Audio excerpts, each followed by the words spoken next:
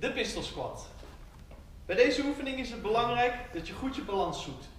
Dus trek je schoenen uit of trek een schoen aan met een wat plattere zool. Je komt staan op één been, andere been gestrekt naar voren. Zoek je balans.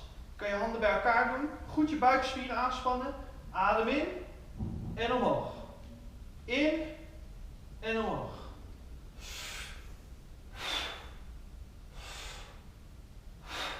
Het is belangrijk dat je goed je balans hierbij zoekt.